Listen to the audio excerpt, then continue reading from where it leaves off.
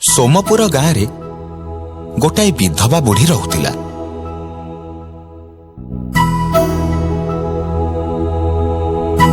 तार दुई पुओ थिले, अमर आउ समर। अमर हैला बुढ़ीर बड़ पुओ, से कलिकतारे चट्टकल चाकरी करुथिला। समर हैला बुढ़ीर सान पुओ, सी बुढ़ी पाखरे रहुथिला। दिने पाख गाँव मेला होउथिला, सेथिपाई समर मेला देखिबा पाई जाइथिला। सेदिन रातिरे बुढ़ी एका घरे थिला। जने लोक अधा रातिरे आसी बुढ़ीर घर कबाट बाड़ेइला। अरे एते रातिरे किए कबाट बाड़ौछ? आलो आलो, मो पुओ समर जाइछि मेला देखिबाकू, से आउ फेरिला कि?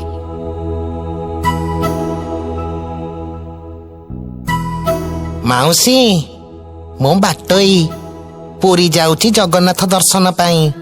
राति बहुत हेलाणी, आउ चलीबाटा मो पाई संभव नुह। जदि मते रातिटे आश्रय दियंत तमर मंगल हुअंता। से समय चोरीर भय नथिला, सेथिपाई बुढ़ी लोकटाको भितरकू डाकिला, आउ ताकू समर सोउथिबा घरकू नेई गला। बापा रे, तमे एई घरे सोई पड़। तमर मंगल हो माउसी। तम घर को गाँ रे बापा? आम घर हरिपुर, हेले मु कलिकतारे चाकरी करे। जगन्नाथ दर्शन करी सियाड़े सियाड़े कलिकता चली जीवी। आलो मो पुओ अमर पा कलिकतार चट्टकल रे चाकरी करुची। लोकटा प्रकृତରେ बड़ टाउटर थिला। से लोकमानंकर सरलतार सुजोग नेई सेमानंकु ठकुथिला। सेथिपाई से बुढ़ी को मिछ कथा कहिला। माउसी, तमे अमर बो? हाँ मो पुओ। अमर मो सांगरे काम करुची चट्टकल रे। आमे गोटाए घरे रहूचु। सतरे? मो पुओ केमिति अछि? ता देह मुंड भल अछि त? ना, अमर देह भल नाही। कौन कहूचु पुओ? कौन हेइछि मो अमरर? ताको जर हेइछि, आ डाक्तर देखैबा पाई ता पाखरे पैसा भी नाही। सेठी दिन राति से खाली कांदुची। लोकटार कथा सुनी बुढ़ी कांदी पकेइला। आउ आरपट घर को जाई पैसा आउ गोटे झुलारे किसी जिनिस नहीं आसिला। नियो बापा, मो पुओ को एई टंका दब, आउ एई झुलारे खाइबा जिनिस अछि, मो पुओ को देई दब। आउ ताको कहिब टंका पाई चिंता न करी से डाक्तर देखैब, आउ देह भल हेबा मात्रे घर को पळेई आसीब। तमे व्यस्त हुअनी, से निश्चय घर को आसीब। मु ताको नेई की आसीबी। तमे एबे जाओ, विश्राम नब। हौ। लोकटार मन एबे खुशी रे कुंढे मोट हेगला। से टंका आउ खाइबा जिनिस जेमिति पाइछि, रातिरे ताकू आउ निद नाही। से सकाळ हबा जाय अपेक्षा न करी सेई जागा छाड़ी पळेई गला। सकाळु सकाळु समर आसी घरे पहुंचिला। बुढ़ी समर आगरे गला रातिर सबु कथा कहिला। लोकटा जे ता माँ को ठकी देइछि से कथा समर जानी पारिला।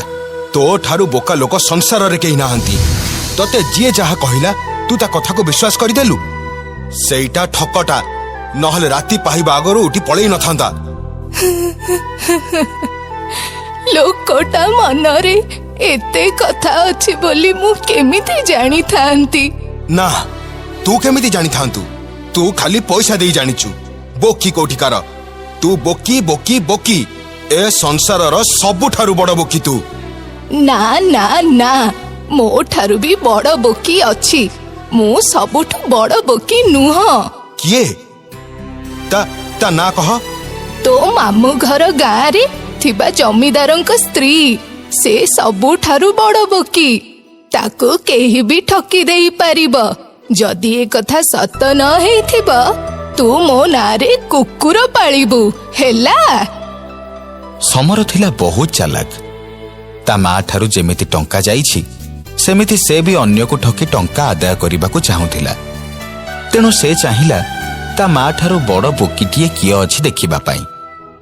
କାନ୍ଧରେ ଝୁଲା ପକେଇ ସେ ତା ମାମୁଁ ଘର ଗାଁରେ ଥିବା ଜମିଦାରଙ୍କ ଘରେ ଯାଇ ପହଞ୍ଚିଲା।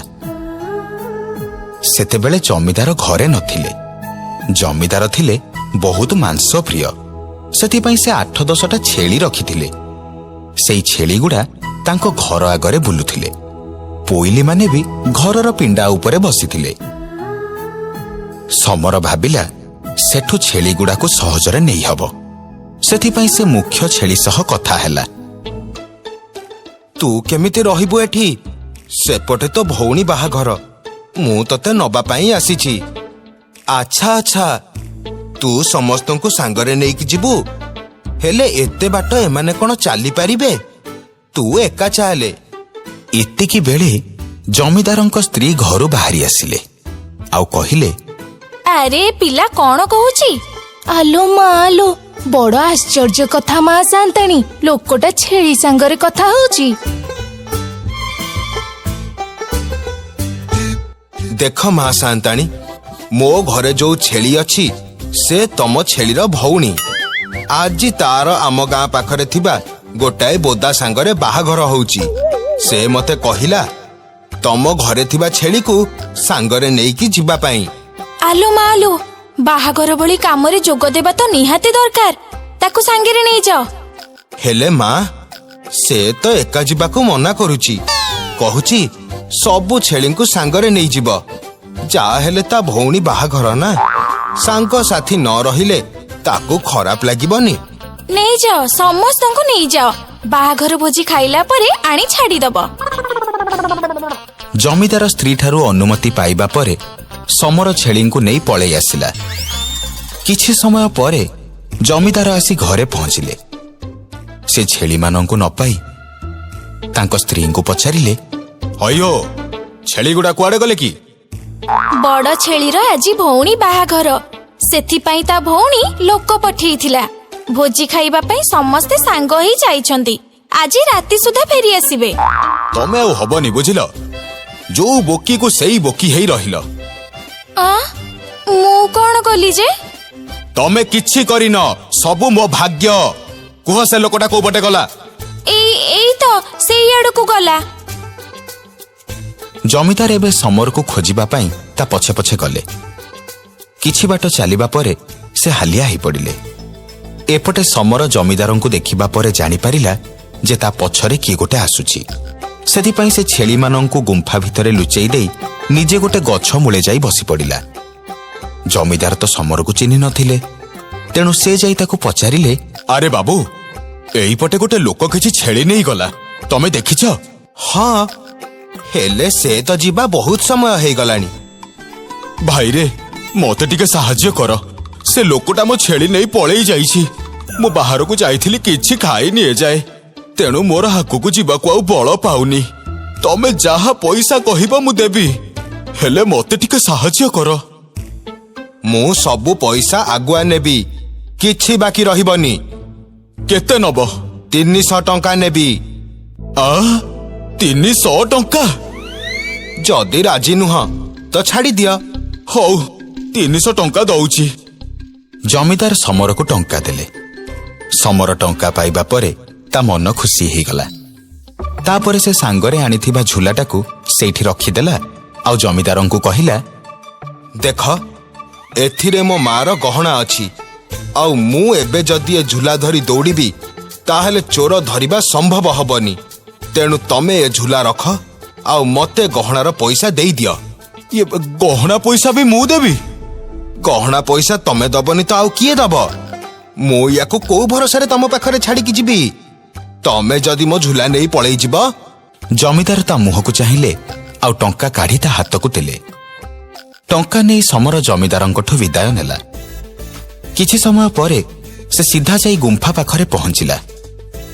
ସମର ଛେଳିମାନଙ୍କୁ ନେଇ ନିଜ ଗାଁକୁ ଚାଲିଲା। ସେ ମନେ ମନେ ଭାବୁଥିଲା ଯେ ତା ମା ସଂସାରରେ ସବୁଠାରୁ ବଡ଼ ବୋକି ବୋଲି, କିନ୍ତୁ ତାଠୁ ବୋକି ହେଉଛି ସେ ଜମିଦାର ସ୍ତ୍ରୀ, ଆଉ ତାଠୁ ମୂର୍ଖ ଏ ଜମିଦାର। ସେପଟେ ସମରକୁ ଅପେକ୍ଷା କରି ଜମିଦାର କପାଳରେ ହାତ ଦେଲେ।